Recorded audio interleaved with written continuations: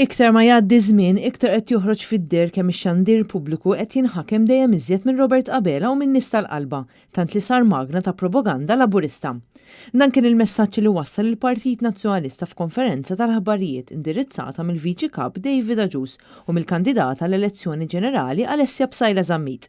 David Agius qal li d-dejta li qed jiġbor il-Partit Nazzjonalista qed tkompli tikkonferma kemm ix-xandir tan-nies qed ikompli jinħakem mill-Labor u minn Robert Qabela.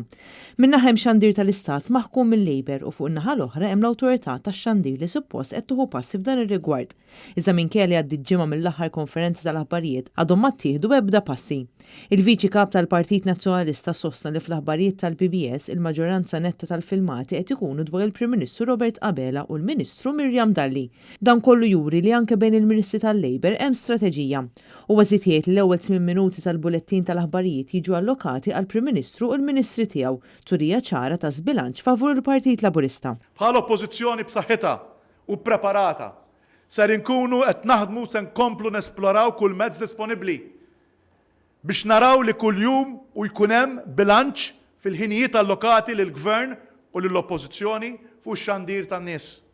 Biex il-Partit Nazzjonalista wkoll ikollu l-opportunità ġusta li jwassal il-messaġġ tiegħu ħalli n-nies fil-ġimgħat li ġejjin ikunu wkoll verament jistgħu jagħmlu deċiżjoni informata dwar x'pajjiż iridu jagħtu lil uliedhom. Min-naħa tagħha l-kandidata Alessia Bsajla Żammit saħqet li bħala ċittadini għandu jkollna dritt għall-informazzjoni kollha mingħajr ebda intħil.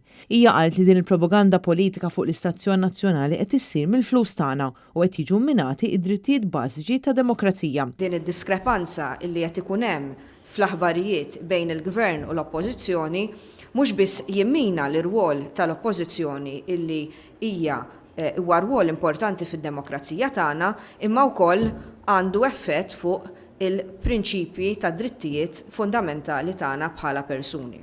Partit Nazzjonalista fil-Gvern jaċċerta li jiġu mwettqa wkoll il-proposti fir-rapport tal-Bord tal-Inkjesta dwar il-qtil tal-ġurnalista Defni Caruana Galizja, inkluż jkun hemm bordi ta' esperti li jagħmel rakkomandazzjonijiet sabiex jissaħħaħ il-ġurnaliżmu u l-midja f'pajjiżna. Tħabbar ukoll il-Partit Nazzjonalista waqqaf tim legali sabiex janalizza u jagħmel rakkomandazzjonijiet dwar id-dritt fundamentali għall-informazzjoni.